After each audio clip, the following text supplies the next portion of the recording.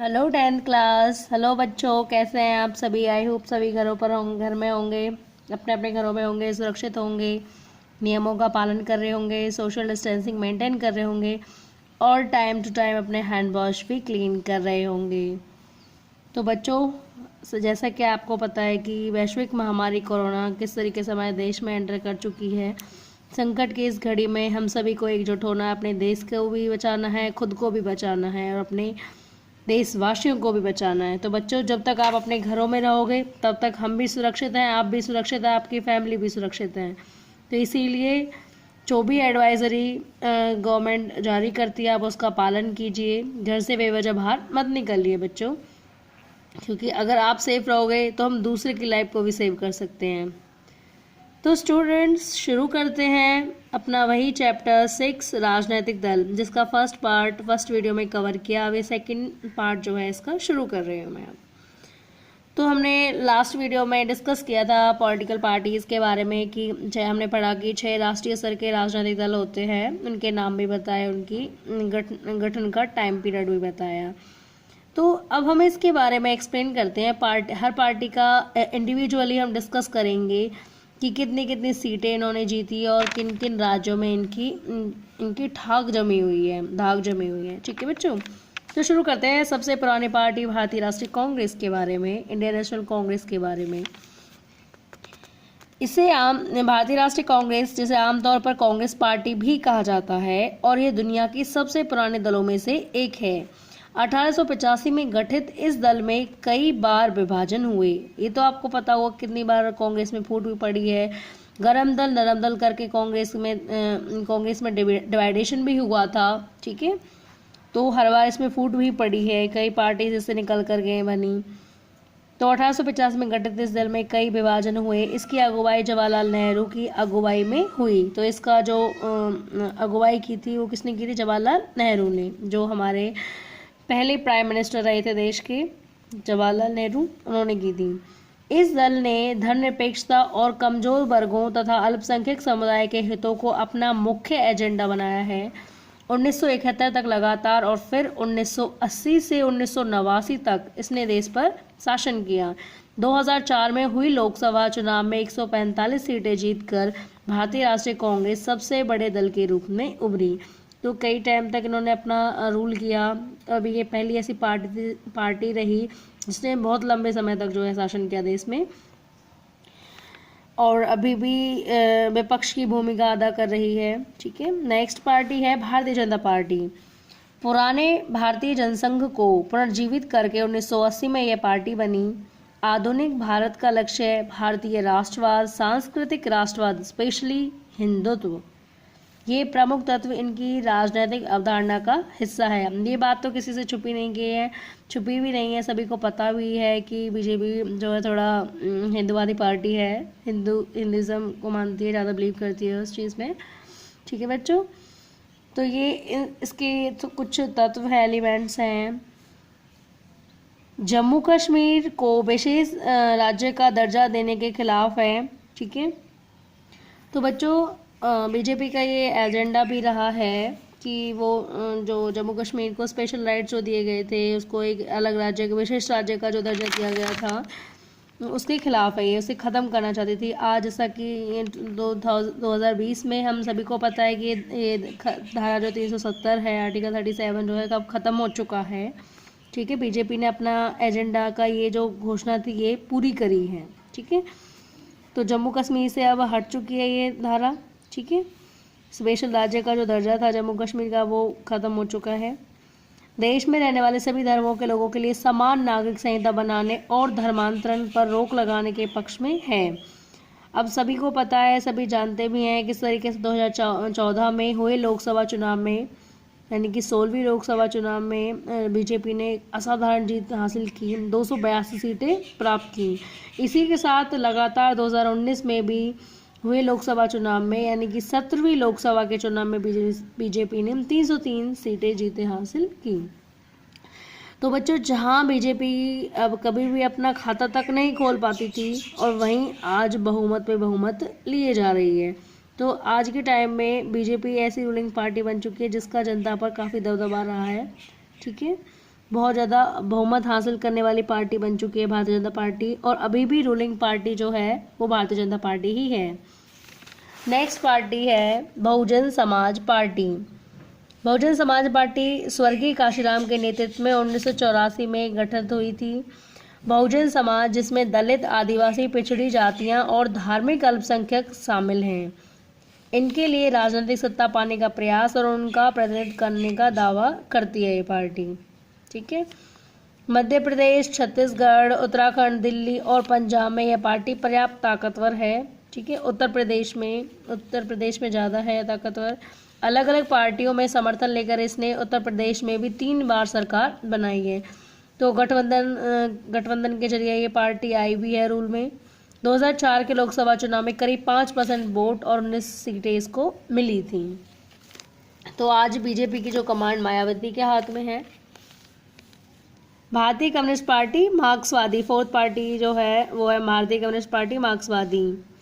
1964 में स्थापित मार्क्सवाद लेनिनवाद में आस्था इनकी तत्व है, इनकी विचारधारा के। तो कम्युनिस्ट पार्टी की जो आस्था का आधार है वो है मार्क्सवाद और लेनिनवाद, यानी कि कार्ल मार्क्स और लेनिन के जो भी आइडियाज़ हैं उनको ये फॉलो करते हैं। समाजवाद, धर्मनिरपेक्षता और लोकतंत्र की समर्थक हैं तथा साम्राज्यवाद और सांप्रदायिकता की विरोधी हैं। पश्चिम बंगाल, केरल, त्रिपुरा में बहुत मजबूत है ये पार्टी। 2004 के चुनाव में इसने करीब 6% वोट और लोकसभा की 43 सीटें हासिल की थी। यह यूपीए का समर्थन कर रही है। तो ये कम्युनिस्ट पार्टी जो है यूपीए का समर्थन करती है बच्चों। ठीक है, यानी कांग्रेस सपोर्टर है। भारतीय कम्युनिस्ट पार्टी 1925 में गठित हुई थी। मार्क्सवाद, लेनिनवाद, धर्मनिरपेक्षता और लोकतंत्र में इसकी आस्था है। अलगाववादी और सांप्रदायिक ताकतों की विरोधी है। 1964 में इसमें फूट पड़ गई, जिसका हमने जिक्र किया पहले ही। जो मार्क्सवादी पार्टी होती है, भारतीय कम्युनिस्ट पार्टी मार्क्सवादी, वो इसी में फूट पड़ने से बनी थी 1964 में। मजबूत वाम मोर्चा बनाने के लिए सभी वामपंथी दलों को साथ लाने की पक्षधर है। तो जितनी भी लेफ्ट की पार्टीज होती हैं उन सबको एक साथ लेके चलती है ये यूपीए को भी सपोर्ट करती है। ये यूपीए को सपोर्ट करती है, यानी कि यूनाइटेड प्रोग्रेसिव अलायंस, प्रगतिशील गठबंधन, उसको सपोर्ट करती है। 2004 के चुनाव में लोकसभा की 10 सीटें इसने जीती हैं।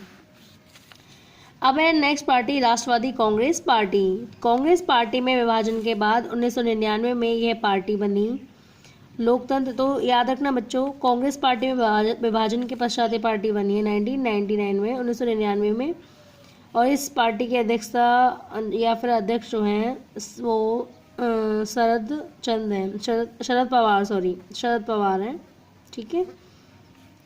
लोकतंत्र, गांधीवादी, धर्मनिरपेक्षता, समता यानी कि समानता, सामाजिक न्याय, संघवाद में आस्था, ये सब इनकी विचारधारा के मुख्य सिद्धांत हैं। लोकतंत्र, गांधीवादी, धर्मनिरपेक्षता, समता, सामाजिक न्याय, संघवाद में आस्था, ये इनकी विचारधारा के कुछ सिद्धांत। साथ ही यह पार्टी सरकार के प्रमुख पदों को सिर्फ भारत में जन्मे नागरिकों के लिए आरक्षित करना चाहती है। इसका एजेंडा है कि वो सरकार के प्रमुख पदों को सिर्फ भारत में जन्मे नागरिकों के लिए ही रखना चाहती है, आरक्षित रखना चाहती है। महाराष्ट्र में प्रमुख ताकत होने के साथ ही यह मेघालय, मणिपुर और असम में भी ताकतवर है। ये कुछ एरिया है जिनमें ज़्यादा पावरफुल है पार्टी। कांग्रेस के साथ महाराष्ट्र सरकार में भी ये भागीदार है। अब बढ़ेंगे प्रांतीय दल, यानी कि रीजनल पार्टीज जो होती हैं वो क्या होती हैं। इन 6 पार्टियों के अलावा अन्य सभी प्रमुख दलों को चुनाव आयोग ने प्रांतीय दल के रूप में मान्यता दी है। आमतौर पर इन्हें क्षेत्रीय दल भी कहा जाता है। प्रांतीय दलों के उदाहरण देखो बच्चों, अगर इन्हें क्षेत्रीय दल कहा जाता है तो इसका मतलब ये नहीं कि ये सिर्फ क्षेत्रीय स्तर तक ही सीमित हैं। आज लोकतंत्र आधुनिक समय में ऐसी स्थिति आन पड़ी है जब सभी जो केंद्रीय स्तर की यानी राष्ट्रीय स्तर की जितनी भी पार्टीज होती हैं उनको जो स्पष्ट बहुमत नहीं मिल पाता है तो वो इन्हीं रीजनल पार्टीज के साथ गठबंधन करके सरकार बनाती हैं। ठीक है, तो इन्हें क्षेत्रीय दल भी कहा जाता है। प्रांतीय दलों के कुछ उदाहरण हैं। कुछ रीजनल पार्टीज जो होती हैं जिसमें बीजेडी है, जिसका फुल फॉर्म बीजू जनता दल है, सिक्किम लोकतांत्रिक मोर्चा है और मिजो नेशनल फ्रंट है। आप अपना हरियाणा में भी देख सकते हैं, हरियाणा में INLD है, इंडियन नेशनल लोकदल है और जेजेपी भी बनी है, उसी को तोड़ करके उससे अलग पार्टी जेजेपी भी बन गई। तो ये कुछ रीजनल पार्टीज हैं, प्रांतीय दल हैं। पिछले 3 दशकों से प्रांतीय दलों की संख्या और ताकत में वृद्धि हुई है। अब इतनी संख्या में रीजनल पार्टीज बढ़ रही हैं कि छोटे छोटे दल फूट पड़ने के बाद नई नई पार्टीज बनाना शुरू कर देते हैं। किसी एक राष्ट्रीय दल का लोकसभा में बहुमत न होने के परिणाम स्वरूप राष्ट्रीय दल प्रांतीय दलों के साथ गठबंधन करने को मजबूर हुए हैं, जिससे देश में संघवाद और लोकतंत्र की जो विचारधारा है वो कैसी है, मजबूत हुई है। क्योंकि जब प्रांतीय स्तर के और राष्ट्रीय स्तर के दल आपस में मिल रहे हैं तो कहीं ना कहीं जो भावनाएं हैं, पहले जो भेदभाव की सी भावना थी वो खत्म होती ही दिख रही है। दोनों में परस्पर जुड़ाव की भावना महसूस की जा रही है, जैसे संघवाद को मजबूती मिलती है।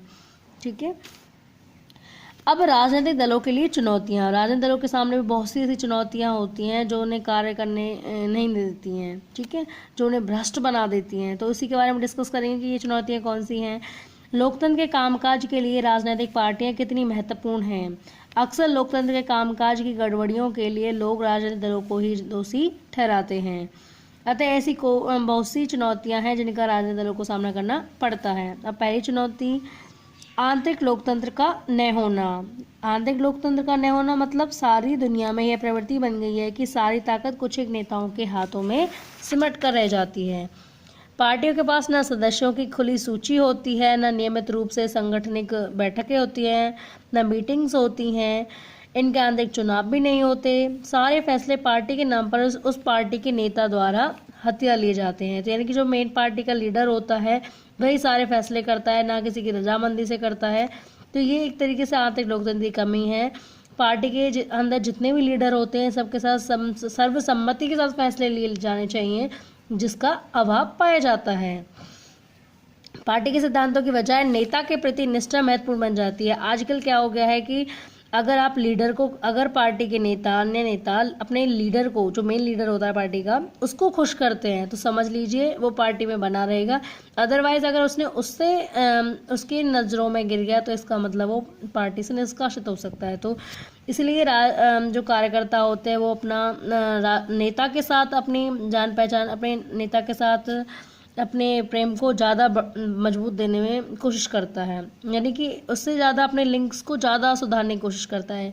ठीक है, सेकंड है वंशवाद की चुनौती। वंशवाद की चुनौती मतलब दलों में कार्य पारदर्शी के साथ नहीं होता, निष्पक्षता के साथ नहीं होता, सफाई के साथ नहीं होता। एक तरीके से जो लोग नेता होते हैं वे अनुचित लाभ लेते हुए अपने नज़दीकी लोगों और यहाँ तक कि अपने ही परिवार के लोगों को आगे बढ़ाते हैं।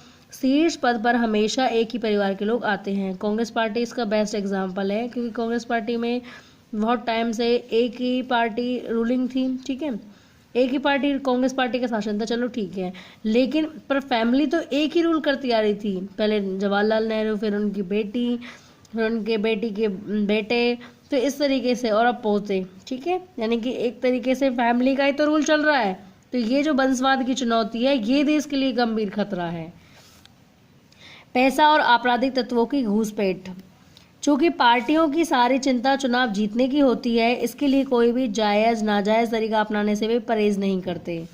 पार्टियां चुनाव जीत सकने वाले अपराधियों का समर्थन करती हैं या उनकी मदद लेती हैं। देखा होगा आपने, अक्सर कई बार ऐसी भी न्यूज़ सुनने में आ जाती है कि बूथ पर गुंडों ने कब्जा कर लिया या फिर वहाँ पे इलेक्शन कैंसिल कर दिए गए। तो एक तरीके से आजकल जितनी प्रतिद्वंदिता पार्टीज़ में बढ़ रही है उस हिसाब से वो हर हथकंडे अपनाने को, वो कहते हैं ना, साम दाम दंड भेद, हर तरीका अपनाने की वो कोशिश करते ताकि उन्हें जीत हासिल हो सके। तो यही जो तरीका है ये कहीं ना कहीं लोकतंत्र के लिए सबसे बड़ी चुनौती है, राजनीतिक पार्टियों के लिए भी सबसे बड़ी चुनौती है।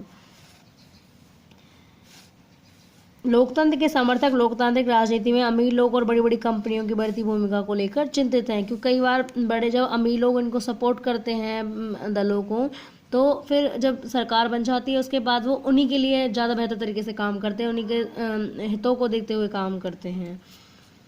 नेक्स्ट है विकल्पहीनता की स्थिति, यानी कि हमारे पास जब कोई ऑप्शन नहीं होता है, कोई लाइफलाइन नहीं बचती है, तब वो स्थिति। विकल्प का मतलब है कि विभिन्न पार्टियों की नीतियों में अंतर हो। दलों के मध्य वैचारिक अंतर कम हो रहा है, जैसे ब्रिटेन की लेबर पार्टी और कंजर्वेटिव पार्टी के बीच बहुत कम अंतर रह गया है।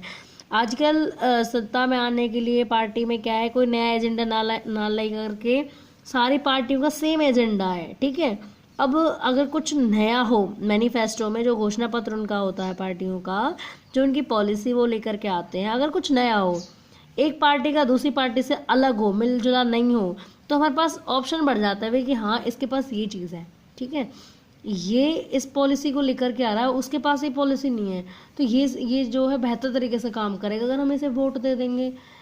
लेकिन अब क्या है, सारी पार्टी एक दूसरे की सेम से मैनिफेस्टो लेकर चलती हैं कि हम गरीबी हटा देंगे, रोजगार दे देंगे, ये फ्री कर देंगे, वो फ्री कर देंगे, ठीक है। दूसरी पार्टी भी इसी तरीके से बोलेगी, ठीक है। तो सेम सेम हो रहा है दोनों का, जिसके चलते अंतर नहीं हो पाता है दोनों में, तो विकल्पहीनता की स्थिति का मतदाता को सामना करना पड़ता है। अब है दलों को कैसे सुधारा जा सकता है, दलों में सुधार कैसे किया जाए। ये तो हमने पढ़ लिया कि दलों के सामने ये चुनौतियां हैं, पर इनका सुधार कोई तरीका, कोई सुझाव इनके जरिए हम दलों के मध्य जो ये चुनौतियां हैं इनको दूर कर सकें, वो क्या है वो सुधार। इन चुनौतियों का सामना करने के लिए जरूरी है कि राजनीतिक दलों में सुधार हो और दलों के सुधार। तो दलों में क्या क्या सुधार किए जा सकते हैं। सबसे पहला है दल बदल संबंधी कानून। तो दल बदल कानून को बना करके रोका जा सकता, दलों में सुधार किया जा सकता है। विधायकों और सांसदों को दल बदल करने से रोकने के लिए संविधान में संशोधन किया गया है। निर्वाचित प्रतिनिधियों के मंत्री पद या पैसे के लोभ में दल बदल करने में आई तेजी को देखते हुए ऐसा किया गया है। नए कानून के अनुसार अपना दल बदलने वाले सांसद या विधायक को अपनी सीट भी दिखानी होगी, अपनी सीट भी गंवानी होगी, ठीक है, अपनी सीट को जो है छोड़नी होगी उन्हें। तो बच्चों कहने का मतलब ये है कि दल बदल कानून से एक फ़ायदा हो गया है कि उनकी जो पार्टी के कैंडिडेट हैं वो अपने पार्टी में जो कैंडिडेट्स होते हैं, जो मेंबर होते हैं, वो आसानी से अपनी पार्टी को नहीं छोड़ सकते हैं। आपने एक मुहावरा सुना होगा, आया राम गया राम का।